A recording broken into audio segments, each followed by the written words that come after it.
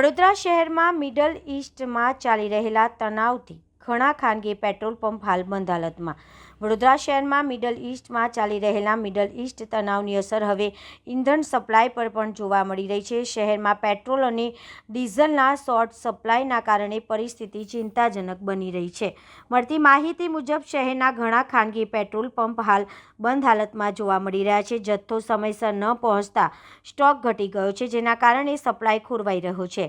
જ્યારે બીજી તરફ સરકારી પેટ્રોલ પંપ પર હાલ મર્યાદિત પ્રમાણમાં સપ્લાય ચાલુ છે, પરંતુ ત્યાં પણ વાહન ચાલકોની લાંબી કતારો જોવા મળી રહી છે.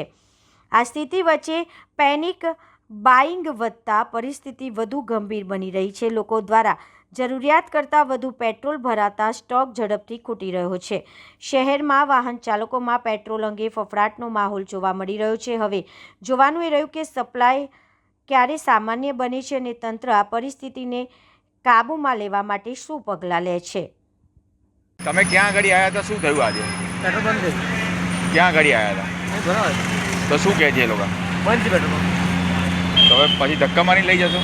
તો આગળ બધું પેલું છે બીજું પેટ્રોલ પંપ. ધક્કા મારવાની નોબત આવી? હા. આ ઈરાન વોરની અસરો પડી રહી લાગે છે? હા લાગે ને. શું લાગે છે? પેટ્રોલ પંપ અહીં બધું પતી ગયું એટલે સર લાગે છે. અને યુઝ ચાલે છે એટલે. શું નામ તમારું? મારું નામ જયેશ પરમાર. હા, ક્યાં આગળ આવ્યા છો તમે અત્યારે? શું કરવા આવ્યા છો? પેટ્રોલ પૂરા શું કહે છે એ લોકો? નથી પેટ્રોલ. કેટલી તકલીફ પડી રહી છે? પેટ્રોલની ઘણી તકલીફ પડી રહી અચ્છા, ઈરાન અમેરિકા વોર જે ચાલી રહ્યું છે એને કારણે અસર પડી રહી છે. આપને કેટલી તકલીફ પડે છે? છે.